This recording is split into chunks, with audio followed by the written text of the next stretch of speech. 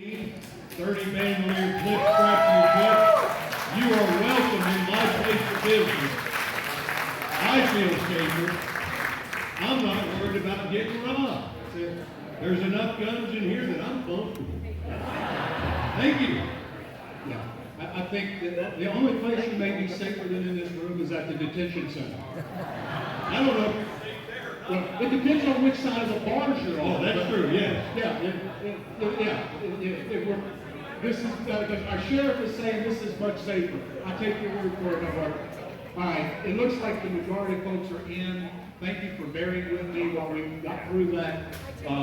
My name is Harry Kibler. I am the founder or organizer of this crazy organization called RINO Hunt. How many folks have we got here tonight? This is your very first RINO Hunt meeting you've ever been to. All right, there's a huge number of hands. I'm going to do a little side rail here for about 2 to 3 minutes and tell you what is RINO Hunt. For those that have heard it before, bear with me. RINO Hunt. When I had my political awakening and actually became an activist, I'm 54 now. I've voted in every single election since I was 18, since I was eligible to vote. That includes primaries, that includes general elections, as well as special elections. I've never missed an election. And I honestly, I thought that I was doing my patriotic or civic duty because I was voting. I mean, that is probably more than what 50% of Americans do. So I felt pretty good about it. And I had a busy life just like everybody else. Somehow, I got an email from back then, he was the Speaker of the House of the state of South Carolina.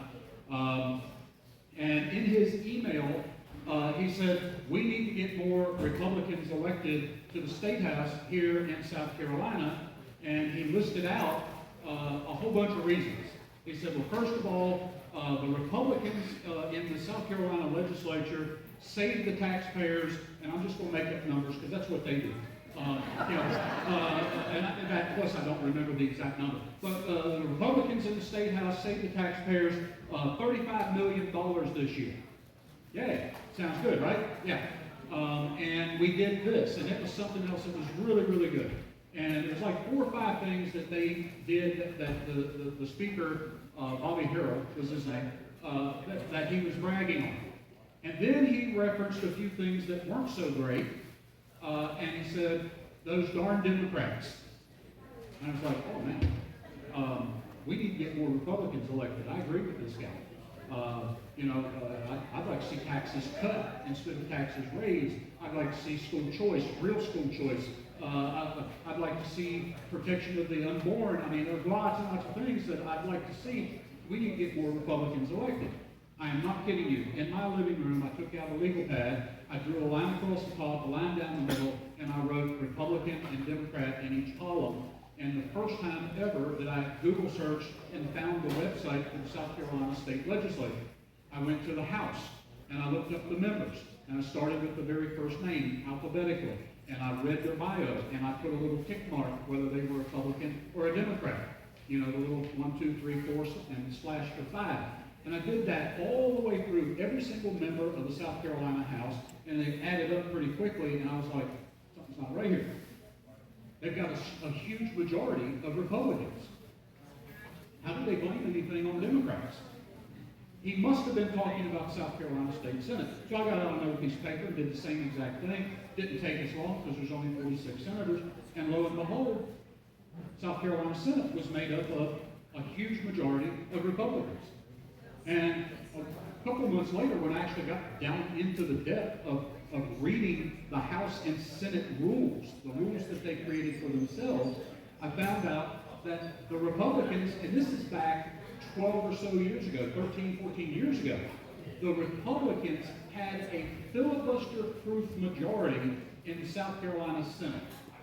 Any legislation that they wanted to advance, they could have advanced it all the way through. The South Carolina House had an overwhelming majority of Republicans. They could have walked any piece of legislation they wanted through, and they could have sent it to the governor, which, by the way, was a Republican governor. He was a Republican governor before he went hiking on the Appalachian Trail. But anyhow, having found that information out, it made me angry. I'm not people who you always have to tell me what I want to hear, because I know that that's never going to happen in my life, that everybody's going to agree with me or tell me what I want to hear, but at least tell me the truth. I can deal with the truth, but don't try to lie to me or deceive me or mislead me. And the Speaker of the House, Bobby Harrell, back at the time, was trying to mislead people in this state by telling them we need more Republicans. We already had a huge majority that could have done anything they wanted. Well, it made me mad. And I was a novice, very much a beginner in being an activist, and I was very naive. So I wrote him a letter back, and I said, in South Carolina, we don't have a Democrat problem. Not South Carolina. They may have in California, and New York, and Chicago, and all these other places, but in South Carolina, we don't have a Democrat problem. What we have is a RINO problem, a Republican in name only problem. Thank you. And here's where my attitude kicked in. In that email, I said, I'm going to work my butt off all throughout the summer. And we're going to replace as many of you RINOs as we possibly can. See, I thought it could be done in one summer. All right? Naive. All right? Here it is, whatever, 12, 13, maybe even 14 years later. All right? We still have a RINO problem in South Carolina. We don't have a Democrat problem. And I'm going to tell you some things tonight. You may agree with, you may not. Don't throw anything hard. If you want to throw something, throw a sock or something, all right? No tomatoes. I'm going to say something that may not sit well with you right up front. We don't even have a Democrat problem in Washington, D.C. Let me explain. My philosophy is this. Founding fathers created this country. We had independent states, right? The states came before the federal government, right? Okay. The founding fathers came together and created this thing called a Constitution. And the Constitution limited the authority of the federal government. It's enumerated, right?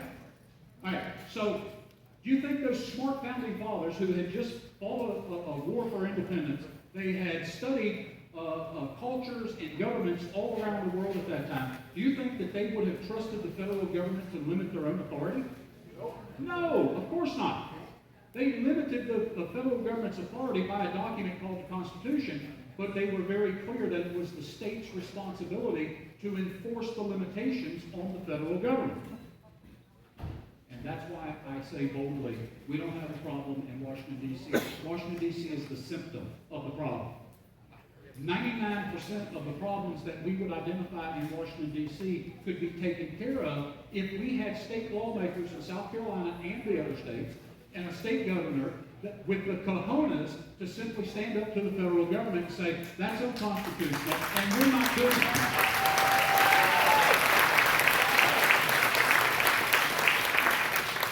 So I sent this email response back to then Speaker of the House, and I said, we got a RINO problem, and I'm going to do everything I can to replace RINOs. And I copied a very dear friend on this email because he also received one, and I wanted him to see what I had responded back. Well, the next thing I know, I got a phone call from a man by the name of Bob Dill. He is the owner and editor of the Times-Examiner newspaper here in Greenville. It is, without a doubt, a most conservative newspaper. And Mr. Dill introduced himself and said, Harry, would you give me permission to publish your letter that you sent to the Speaker of the House in the Times-Examiner newspaper? I said, sure, of course you can. And he said, I can keep your name out of it if you prefer not to. I'm proud of what I said. I'm not ashamed. Go ahead. I don't care. Publish my name. Well, then, when that publication came out, I started having people contact me and said, well, how do we join this RINO hunt? Because I said, we're going to hunt RINOs. And I called Bob Dill and I said, Bob, what am I supposed to do? He goes, I think you ought to have a meeting. Okay, so we had a meeting. First meeting was at in Lyman. I can't remember the name of the restaurant. It was Clock or Pete's? Clock in Lyman. I think it had about 12 people. Most of them were family members. Then we had the next meeting. We had probably 25 or 30 people. And then we started using Denny's. And the room at Denny's back then, it's redesigned now a little bit, but back then it was built for about 60 people. And on a regular basis, we were putting 80 to 100 people in that room, and standing room only. And so all of a sudden, Rhino Hunt was born. Have we been successful? Somebody asked me that earlier tonight. Well, one of the first things that Rhino Hunt engaged in was, anybody remember a man by the name of Congressman Bob Ingles? I affectionately call him Bob Clueless. I tried to reason with Congressman Ingles and said, you know, look, what you're doing up in Washington, D.C. isn't right. You're not representing the values of the people back home, and he wouldn't listen. So, you know, I'm pretty handy. I created a homemade mannequin from the waist down, pants, shoes, all that. I got a toilet and I put it in the back of my truck, and I took this mannequin, turned it upside down on that toilet, and put a banner above it that said "Flush Bob Ingles," and I parked it on Woodruff Road at one of his events, and we stopped traffic. And so anyhow, Ingles, he fell. One of the next was the Speaker Pro Tem here in South Carolina. He was up in Travelers Rest area, Harry Cato. We targeted Harry Cato. He fell. Anybody remember State Senator David Thomas? There again, I met one-on-one with David Thomas. I said, look, what you're doing is not right. Please stop doing it. Please start doing these things. Represent these values. He absolutely refused, and he actually became very belligerent toward me. So I took my own money. Of course, everybody remembers Russ Castle. I took my own money and I started running ads on the Russ Castle radio show that said that Rhino Hunt was holding David Thomas's retirement party at Chiefs Wings in Firewater, and ran these commercials for several weeks promoting it. David Thomas got so angry, he called in and talked to Russ Castle and said, I'm here to tell you I'm not retiring. And Russ Castle said, if Harry Kibler says you're retiring, you're retiring. And he retired at the end of that election. And I could go on, there's a lot of different races. Anybody remember Jake Knox, senator down in Lexington County? A whole bunch of rhino hunters went down there and canvassed in his neck of the woods and helped to push him out. All right, so my whole point in saying that is I'm not bragging on myself. I'm bragging. I'm not bragging on me. I'm bragging on people just like you, because when we come together and we work together, there is not a single politician in this state that we cannot replace. And I believe that with all my heart.